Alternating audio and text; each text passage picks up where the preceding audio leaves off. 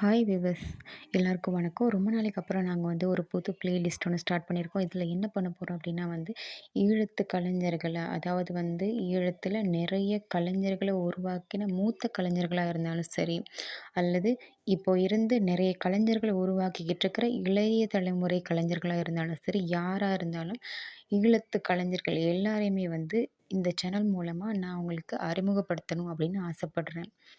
அவங்க எந்த துறையை சேர்ந்தவங்களா இருந்தாலும் பரவாயில்ல. நடனத்துறையா இருக்கலாம், இல்லைனா இசைத்துறையை சேர்ந்தவங்களா இருக்கலாம், அப்படி இல்லைனா நாடகமாவோ எந்த துறையை சேர்ந்தவங்களா இருந்தாலும் சரி, தீக்குச்சியா இருந்து நிறைய தீபங்களை ஏற்றி இந்த சமூகத்தில் நிறைய பேர் மறைஞ்சிட்டாங்க. இப்படி ஒருத்தவங்க வாழ்ந்தாங்க அப்படிங்கிறதுக்கான ஆதாரமே இப்போ காணப்படலை. அதனால் அப்படி சமூகத்தில் இருந்த நிறைய பேரை நான் இந்த சேனல் மூலமாக அவங்க எல்லாருக்கும் அறிமுகப்படுத்தணும் அப்படின்னு ஆசைப்படுறேன்.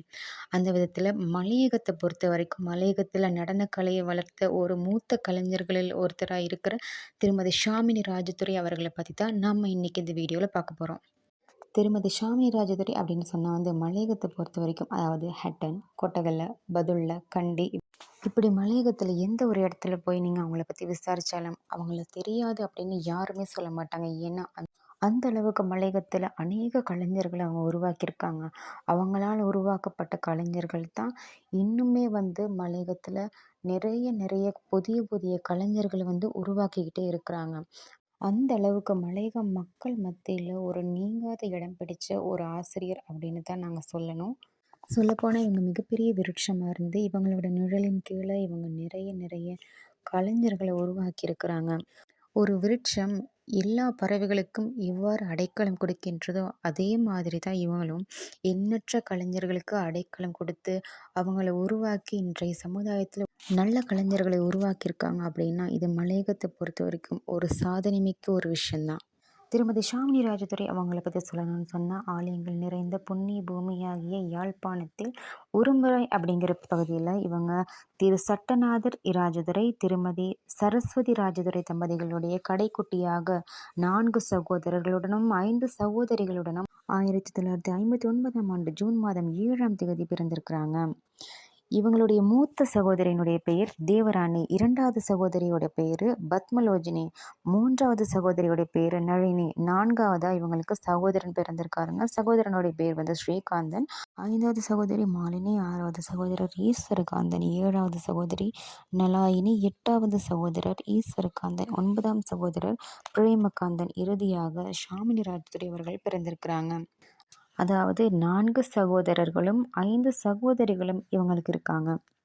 இவர் தன்னுடைய ஆரம்ப கல்வியை ஒருமுறை சந்திரோதய வித்தியாலயத்திலும், உயர்கல்வியை இந்து கல்லூரியிலும் கற்றிருக்கின்றார். பெற்றோர்களுடைய விருப்பங்கள் பிள்ளைகளிடம் தாக்கம் செலுத்துவது இயல்பான ஒரு விஷயம்தான். அந்த வகையில் திருமதி ஷாமினி ராஜதுரை அவர்களுக்கும் அவர்களுடைய தந்தையாரினுடைய உந்துகோலினால் தான் அவர்கள் நடனத்துறையை தெரிவு செய்திருக்கின்றார்கள். அந்த வகையில் யாழ்ப்பாணத்தை சேர்ந்த திரு வேலானந்தம் அவர்கள் தான் இவங்களுடைய முதல் குருவாக இருந்திருக்கிறாரு. அதோட அவங்களுடைய சகோதரியான நலாயினி அவர்களும் ஒரு சிறந்த நடன கலைஞராக விளங்கியிருக்கிறாங்க.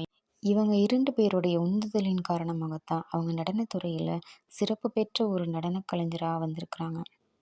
இவர்களுடைய சகோதரி நலாயினி பற்றி சொல்லணும் அப்படின்னு சொன்னால், இவங்களும் ஒரு மிகச்சிறந்த நடன கலைஞர். இவர் கதகளியினை திரு கோபிநாத் அவர்களிடமும், பரதநாட்டியத்தை திரு பத்மா சுப்பிரமணியத்திடமும் கற்றிருந்தார். மேலும் உருப்படிகளை திரு தனஞ்சயன், திருமதி சாந்தா தனஞ்சயன் போன்றோரிடமும் கற்றிருந்தார். எனவே திருமதி ஷாமினி ராஜதுரை அவர்களும் தன் சகோதரி நலாயினியிடமே தன்னுடைய ஆரம்ப பயிற்சிகளை கற்றிருந்தார். இப்படி இருந்த கால சூழ்நிலையில் இவங்க யாழ்ப்பாண நுண்கலைப்பீடத்துக்கு தெரிவு செய்யப்பட்டு அங்கே செல்வி சாந்தா பொன்னுத்துரை மற்றும் கலாநிதி கிருஷாந்தி ரவீந்திரா மற்றும் திருமதி செல்வலட்சுமி ரத்தின சபாபதி ஆகியோரிடமும் முறையாக நடனத்தை கற்றிருக்கின்றார். சுமார் 4 வருடங்கள் இவர் யாழ்ப்பாண பல்கலைக்கழகத்திலே கற்று 2ஆம் தரம் சித்தியை பெற்றிருக்கின்றார். பல்கலைக்கழகத்தில் அவர் பயிலும் காலத்தில் செல்வி சாந்தா பொன்னுத்துரையினுடைய நெறியாள்கையில் பல எண்ணற்ற நடன நிகழ்வுகளில் பங்கு பெற்றிருக்கின்றார். அதிலும் குறிப்பாக இராமாயணம், விஸ்வ ஒளி, மேரி மகதலேனா, ஜீவ ஒளி போன்ற நடன நாடகங்கள் குறிப்பிடத்தக்கதாகும். இவங்களுடைய பதவி அப்படின்னு சொல்லும்பொழுது 1982 தொடக்கம் 84 வரையிலான காலப்பகுதியில் இவங்க தான் கற்ற ஒருமுறை இந்து கல்லூரியிலே தொண்டராசிரியராக பணியாற்றும் வாய்ப்பு இவங்களுக்கு கிடைத்தது. இந்த நியமனத்தின் மூலமாகத்தான் அவர் தன்னை ஒரு ஆசிரியராக இந்த சமூகத்தில் அடையாளப்படுத்திக் கொண்டார். அது மட்டுமல்லாமல் பாடசாலையினுடைய வசதி கட்டணத்தின் மூலமாக தனக்கான ஊதியத்தை பெற்றுக்கொண்டமையினால் வசதி கட்டண நடன ஆசிரியர் அப்படிங்கிற ஒரு புனைப்பெயரோடு அவர் அழைக்கப்பட்டிருக்கிறார். 1984 ஆண்டு அரசினால் வழங்கப்பட்ட பட்டதாரி ஆசிரியர் நியமனத்தின் ஊடாக மலையகத்திற்கு சேவையாற்றக்கூடிய வாய்ப்பினை பெற்று திருமதி ஷாமினி ராஜதுரை அவர்கள் அதன் பின் குறிஞ்சி நிலத்தை தன்னுடைய சொந்த நிலமாக மாற்றிக்கொண்டார். நுவரெலியா செயின்ட் அந்தனிஸ் தமிழ் வித்தியாலயத்திற்கு ஆசிரியராக முதல் நியமனத்தை பெற்றுக்கொண்டு இவர் 4 ஆண்டுகள் அங்கு பணிபுரிந்தார். அதன்பின் 1988 முதல் 1992 வரையிலான ஆண்டுகள் நுவரெலியா நல்லிணைப்பாற்று கண்ணீர் மட பாடசாலையிலே ஆசிரியராக பணியாற்றினார். இவ்விரு பாடசாலைகளிலும் கற்பித்த காலத்தில் நடனத்தை பயிலும் மாணவர் இன்மை காரணமாக அப்பாடத்தை கற்பிக்கும் வாய்ப்பினை பெற தவறினார். இருப்பினும் நுவரெலியா நல்லிணைப்பாற்று கண்ணீர் பாடசாலையிலே மேடை நிகழ்வுகளில் மாணவர்களை பங்கு பெறச் செய்து பரிசில்களையும் பெற்றுக் கொடுத்தமை குறிப்பிடத்தக்கதாகும். அதனைத் தொடர்ந்து 1991 ஆண்டு பத்தனை ஸ்ரீபாத தேசிய கல்வி கல்லூரியிலே நடன விரிவுரையாளராக தெரிவு செய்யப்பட்டார். அவர் அங்கு வெறுமனே விரிவுரையாளராக மட்டும் இருக்காது, இணைப்பாளராகவும் துறை தலைவராகவும் உபபீடாதிபதியாகவும் பெண்களுக்கு பொறுப்பான விரிவுரையாளராகவும் மகளிர் விடுதிக்கான பொறுப்பாளராகவும் இருந்திருக்கின்றார் என்பது குறிப்பிடத்தக்க ஒரு விடயமாகும். அத்தோடு மத்திய மகா இளங்கலைஞர் மன்றத்தினால் வருடம் தோறும் நடாத்தப்படும் நிகழ்ச்சிகளில் தனது பிரத்யேக நிறுத்த நர்த்தனாலய நடனப் பள்ளி மூலமாக பங்கு பற்றி பாராட்டுகளை பெற்றிருக்கின்றார். மேலும் ஹெட்டன் ராகலை ஆசிரியர் பயிற்சி தொடர்பான தொலைக்கல்வி நிலையங்களில் போதனாசிரியராக கடமை புரிந்திருக்கின்றார். இலங்கையின் வடக்கு பிரதேசத்தில் அமைந்துள்ள வட இலங்கை சங்கீத சபையானது மாணவர்களுடைய திறமைகளை வெளிக்கொணர்வதற்காக இசை, நடனம், வாத்தியங்கள் என பலதுறை சார்ந்த பல பாடங்களிலும் போட்டி பரீட்சைகளை நடத்தி மாணவர்களுக்கு பட்டங்களையும் சான்றிதழ்களையும் வழங்கி மாணவர்களை ஊக்குவிப்பார்கள். இவர் வட இலங்கை சங்கீத சபையின் நடத்தப்படுகின்ற பரீட்சையில் பிரதம தேர்வாளராக 1 தொடக்கம் 4 வரையிலான தரங்களுக்கு கண்டி மற்றும் ஹட்டனிலும், தரம் 6ற்கு கொழும்பு மற்றும் யாழ்ப்பாணம் போன்ற மாவட்டங்களிலும் கடமை புரிந்திருக்கின்றார். ஆண்டுதோறும் அரசாங்கத்தினால் நடத்தப்படுகின்ற காப்போத்த சாதாரண தரம் மற்றும் உயர்தர நடனப்பாட செய்முறை பரீட்சையில் பிரதம பரீட்சகராக கண்டி, கொழும்பு, மட்டக்களப்பு, திருகோணமலை மாவட்டங்களில் கடமையாற்றியிருக்கின்றார். அதோடு தேசிய கல்வி நிறுவனத்தினால் நடத்தப்படுகின்ற தரம் 6 தொடக்கம் 13 வரையிலான ஆசிரியர் அறிவுரை வழிகாட்டி, அதாவது ஆசிரியர் கைநூல் வளவாளராக கடமை புரிந்திருக்கின்றார். அழகிய கல்வி செயற்பாடுகளில், அதாவது ஆரம்ப கல்வி வகுப்புகளுக்கான கருத்தரங்குகளில் வளவாளராக கடமையாற்றியிருக்கின்றார். அதோடு அகில இலங்கை தமிழ் தின போட்டிகளில் நடுவராக கடமையாற்றியிருக்கின்றார். மேலும் தமிழ் மொழி மூலமான தேசிய கல்வி கல்லூரிகளுக்கு இடையிலான தமிழ் தின போட்டிகளில் நாட்டிய நாடகம், கிராமிய நடனம், அபிநய நடனம் போன்றவற்றில் பங்கு பெற்று 1ஆம் இடத்தினை பெற்றுக் கொடுத்திருக்கின்றார்.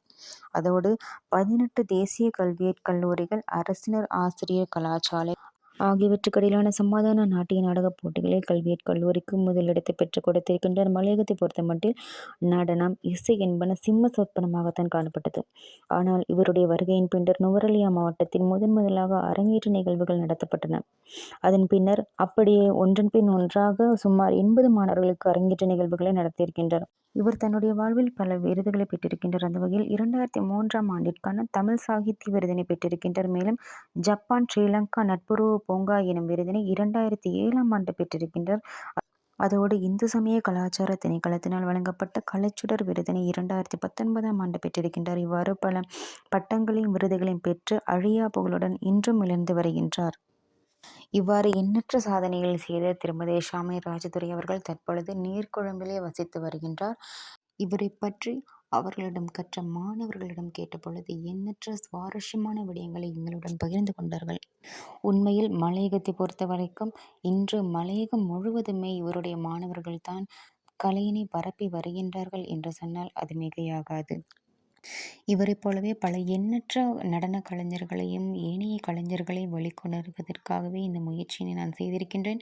இவரைப் போல நடனத்துறையை சார்ந்தவர்கள் மட்டுமல்லாமல் ஏனைய துறையினை சார்ந்த பல்வேறுபட்ட கலைஞர்கள் இன்றும் மலையகத்தில் பல்வேறுபட்ட சாதனைகளை புரிந்த வண்ணம் தான் இருக்கின்றார்கள். ஆனால் அவர்களில் பலராலும் இன்றும் அறியப்படாமல் இருப்பதே எமக்கு மிகப்பெரிய வேதனை அளிக்கின்றது. அதனால் அவ்வாறு பலராலும் அறியப்படாமல் இருக்கின்ற நடன கலைஞர்களை நிச்சயமாக நான் உங்கள் முன்னிலையில் கொண்டு வந்து நிறுத்துவேன்.